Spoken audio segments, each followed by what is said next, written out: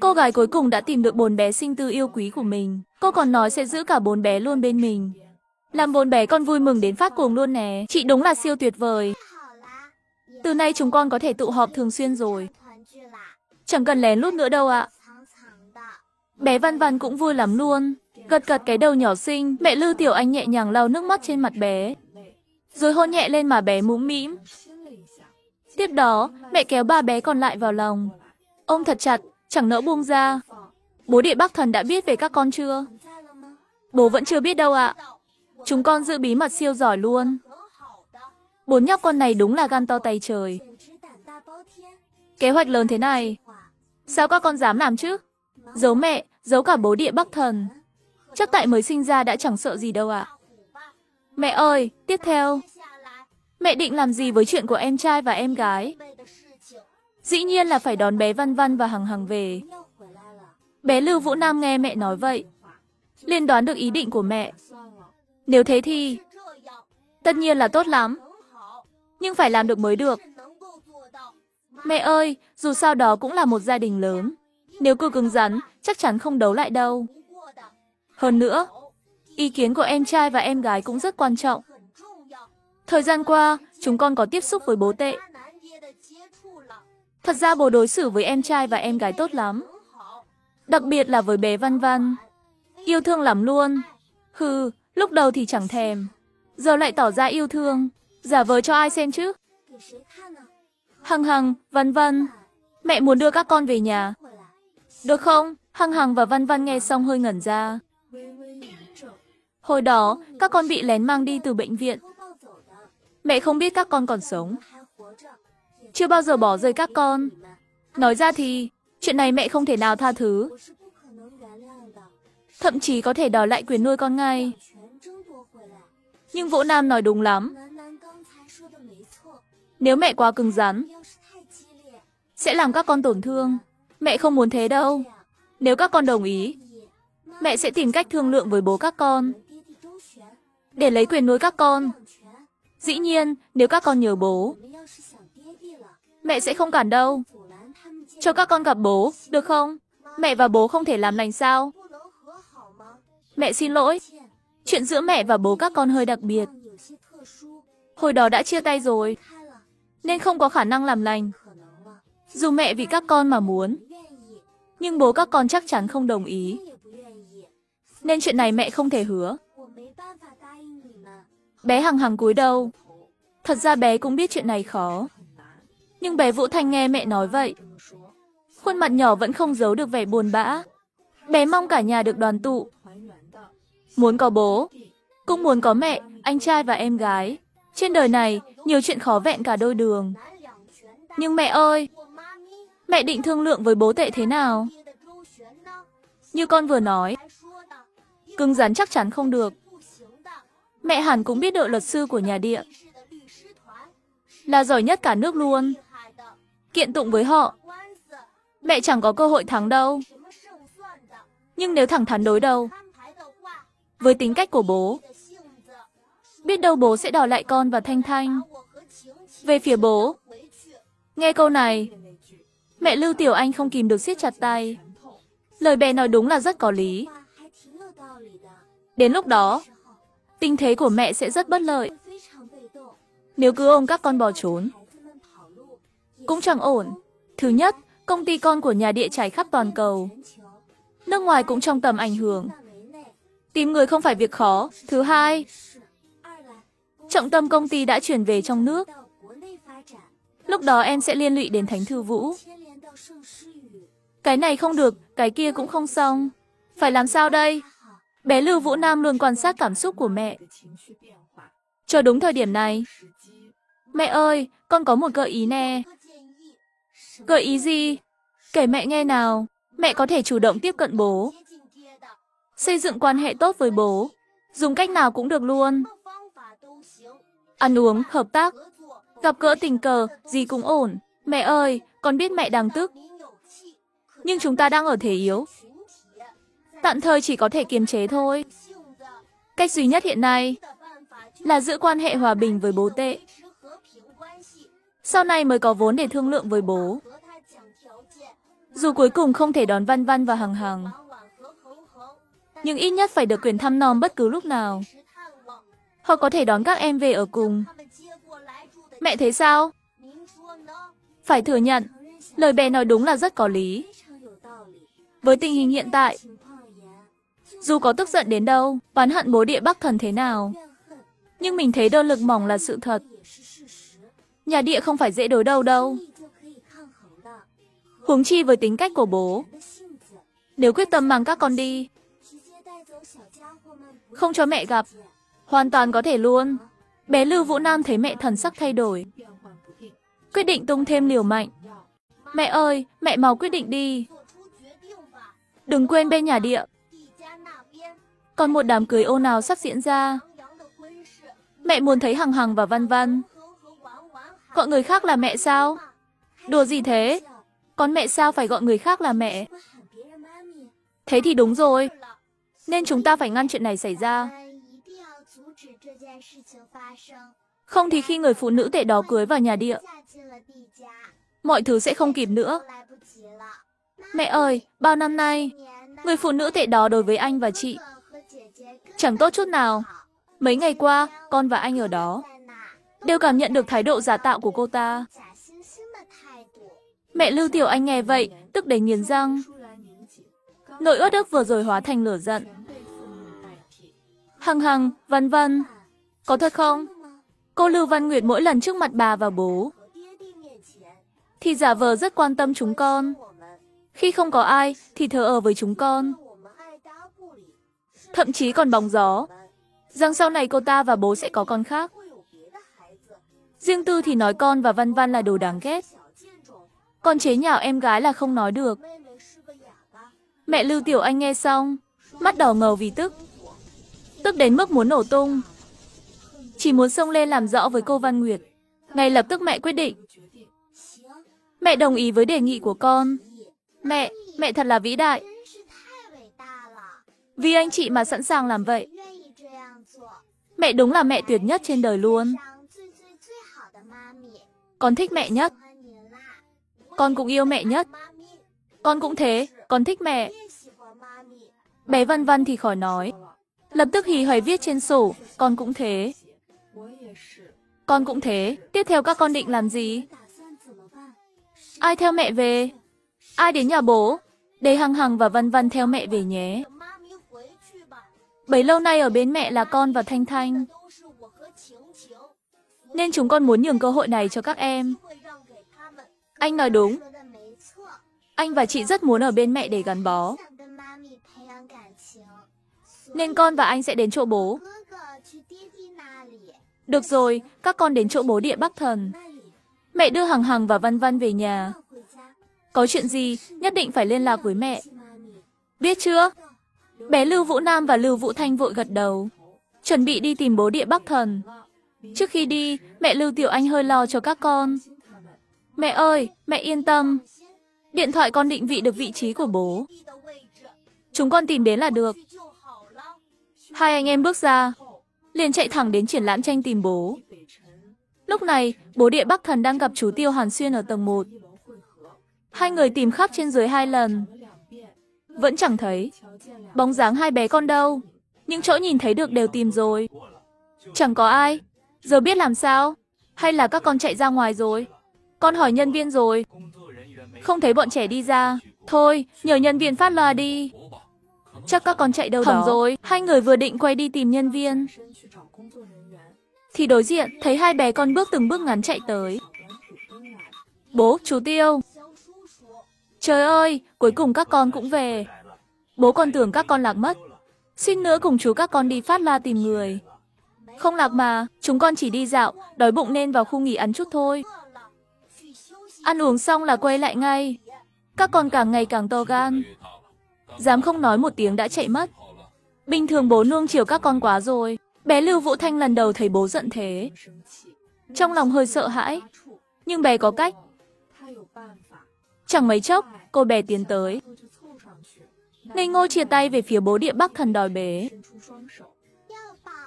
Bố ơi, bế con. Hai từ ngắn gọn khiến bố tan chảy ngay. Trời ơi, bố có nghe nhầm không? Bé Văn Văn yêu quý lại nói nữa rồi. Bánh ngọt, muốn ăn. Bố Địa Bắc Thần chẳng nói hai lời, bế cô bé lên. Chẳng còn bận tâm chuyện chúng chạy lung tung. Bánh ngọt ngon không? Bé Lưu Vũ Thanh ôm cổ bố, gật đầu ngoan ngoãn. Khuôn mặt nhỏ tràn đầy thỏa mãn. Giọng nói nhỏ của bé Văn Văn đáng yêu quá. Sao mà dễ thương thế này, muốn bắt về nhà mất. Xa xa, mẹ Lưu Tiểu Anh dắt hai bé khác. Nấp sau một bức tranh. Nhìn cảnh gia đình vui vẻ. Lén lúc thế này thì ra dáng đàn ông gì. Hơn nữa, lại còn muốn để cô Lưu Văn Nguyệt tệ hại đó. Là mẹ kế của con mẹ. Bố đừng hòng mơ. Nỗi oán hận trong lòng mẹ rất sâu. Mẹ không kìm được trừng mắt nhìn bố, cho đến khi họ rời đi vẫn chưa thu lại. Họ đi rồi. Chúng ta còn xem không? Không xem nữa, về nhà thôi. Cô gái cuối cùng tìm được cặp sinh đôi bị mất. Về nhà, mẹ đến phòng hai bé. Mẹ qua đây muốn trò chuyện với các con. Vì bao năm nay, mẹ không tham gia vào quá trình lớn lên của các con. Hiểu biết về các con cũng rất ít. Nên có thể kể cho mẹ về những chuyện của các con không? Chẳng hạn như các con thích ăn gì, không thích ăn gì, có sở thích gì đặc biệt. Cứ nghĩ ra được là kể mẹ nghe nhé. Biết mẹ muốn hiểu mình hơn. Hai bé con vui lắm luôn. Em gái bị dị ứng hải sản, không thích ăn cà rốt, cần tây, ớt chuông. Còn con thì ăn gì cũng được. Chẳng kiêng gì cả. Nghe các con nói thế, nỗi lo trong lòng mẹ tan biến ngay. Hành chi mấy lần trước bé con không ăn hải sản. Trong lúc đó, mẹ Lưu Tiểu Anh hỏi thêm vài thói quen hàng ngày. Sau một hồi trò chuyện, mẹ đã hiểu thêm về hai bé con. Cuối cùng, mẹ và các con nói đến chuyện bé Văn Văn không nói. Văn Văn, con yêu, con từ nhỏ đã không nói được sao? Bé Văn Văn nghe xong hơi run lên. Bé hằng hằng vội vỗ lưng em gái. Không phải đâu, vì trước đây em bị bắt cóc. Sau khi về thì thành thế này.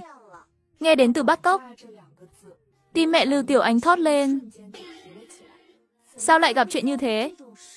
Xảy ra khi nào? Có bị thương không?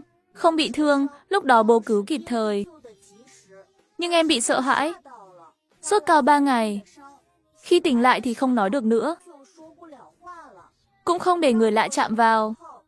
Bác sĩ tâm lý nói em có trở ngại tâm lý. Nhưng lần đó ở sân bay gặp mẹ, em chẳng hề sợ mẹ chút nào.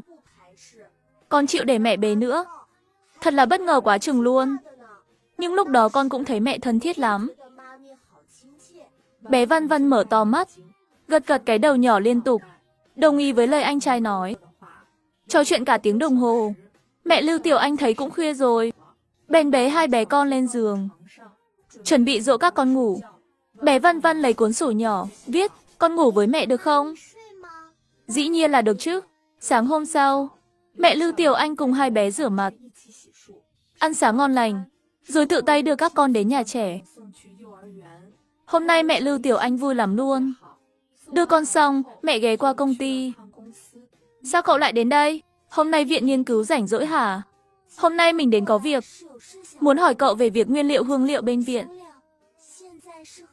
Hiện giờ ai đang phụ trách? Nếu mình nhớ không lầm, hình như là trợ lý của bố Địa Bắc Thần. Từ nay bên mình sẽ do mình phụ trách cậu nhé. Cậu chẳng phải luôn tránh bố Địa Bắc Thần sao? Giờ tình hình khác rồi, sau này mình kể cậu nghe. Chiều muộn hôm đó, rời khỏi công ty, mẹ Lưu Tiểu Anh lấy điện thoại chủ động gọi cho anh Châu Dịch. Chào anh Châu trợ lý. Tôi là Lưu Tiểu Anh từ công ty Sâm Lâm. Về việc hợp tác với nhà điện, từ nay sẽ do tôi phụ trách liên lạc. Sau này có việc gì, anh cứ liên hệ tôi là được. Về đơn hàng hương liệu, tôi sẽ gửi qua email cho anh sau nhé. À, tiện thể hỏi chút, tối nay Tổng Giám đốc Địa có lịch gì không? Cô Lưu hỏi việc này làm gì? Chẳng có gì, chỉ là nếu anh ấy rảnh. Tối nay tôi muốn mời Tổng Giám đốc đi ăn cơm. Không biết anh ấy có nể mặt không? Nếu anh ấy đồng ý, tôi sẽ đợi ở nhà hàng Vân Tuyên Ký. Nói xong, mẹ Lưu Tiểu Anh cúp máy. Anh Châu Dịch nhìn màn hình điện thoại đã tối, cảm thấy như đang mơ. Cô Lưu muốn mời sếp ăn cơm. Quan hệ hai người từ bao giờ thân thiết vậy? Anh Châu Dịch hoang mang tột độ, chạy vội vào văn phòng tổng giám đốc. Sếp ơi, vừa rồi cô Lưu Tiểu Anh gọi điện. Nói gì? Cô ấy bảo từ này sẽ phụ trách việc liên lạc. Về các việc hợp tác sẽ do cô ấy đảm nhận. Cô Lưu còn hỏi tối nay sếp có rảnh không? Cô ấy muốn mời sếp ăn cơm, địa điểm ở nhà hàng Vân Tuyên Ký. Mời tôi ăn cơm, cô ấy định làm gì? Không rõ à, sếp có đi không? Cô ấy muốn gặp tôi. Sao không thử gọi cho tôi? Tôi cũng không biết ạ, tôi chỉ truyền lời thôi. Không đi, tôi dễ hẹn thế sao? Cô ấy nói mời là tôi phải đi à? Vâng, để tôi báo lại cô Lưu. Anh Châu Dịch nói xong, quay người rời khỏi văn phòng. Chẳng mấy chốc, mẹ Lưu Tiểu Anh nhận được cuộc gọi trả lời từ anh Châu Dịch. Xin lỗi cô Lưu, tối nay sếp tôi có việc, chắc không hẹn được. Việc gì? Hẹn khách hàng hay tiệc tùng? Thế thì xong lúc mấy giờ? Tôi có thể đợi anh ấy. Mẹ Lưu Tiểu Anh kiên trì ghê. Anh Châu Dịch thì hoang mang tột độ. Không hiểu sao cô này đột nhiên nhiệt tình thế. Sao lại hăng hái mời cơm vậy? Trước đây rõ ràng, cô ấy luôn giữ khoảng cách với sếp tôi. Mẹ Lưu Tiểu Anh đợi một lúc.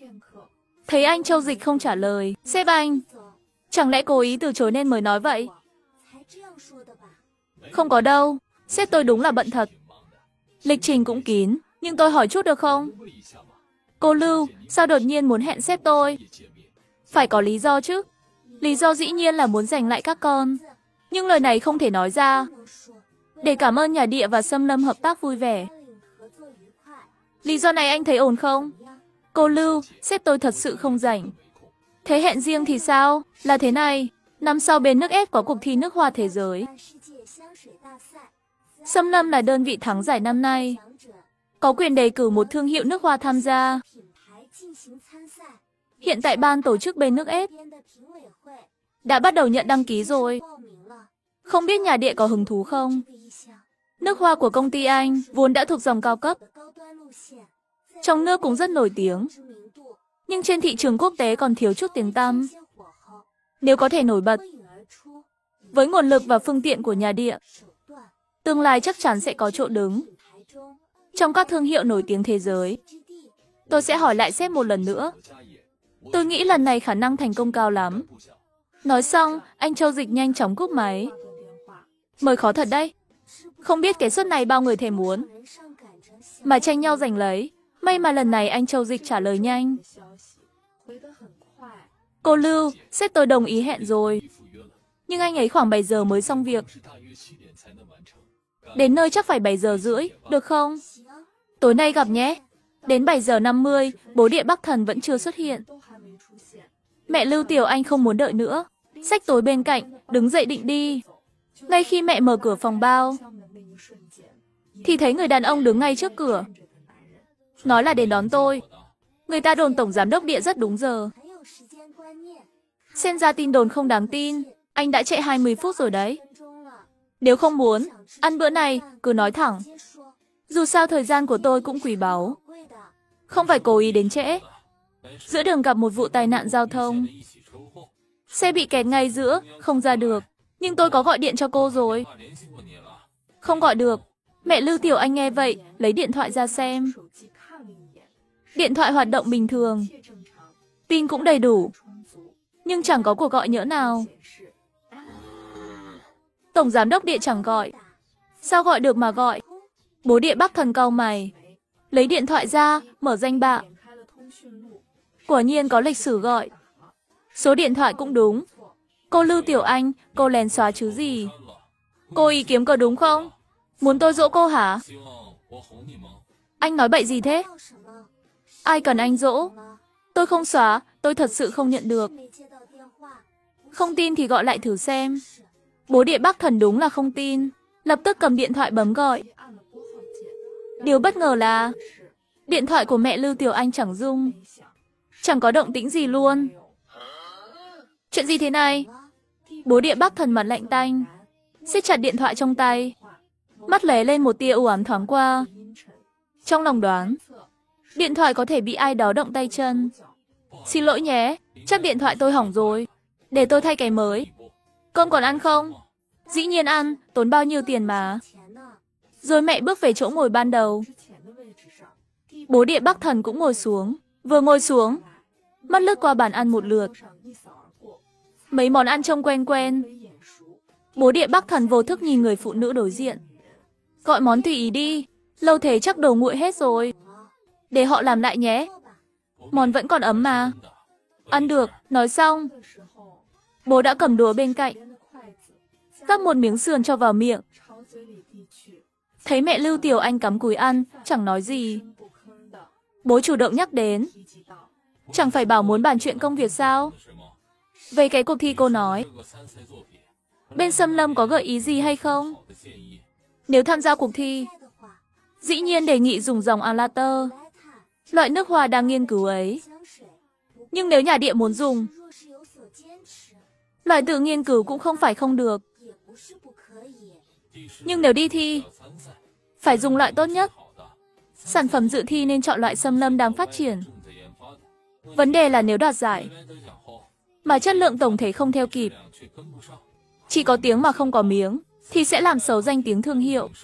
Chi bằng không thi còn hơn.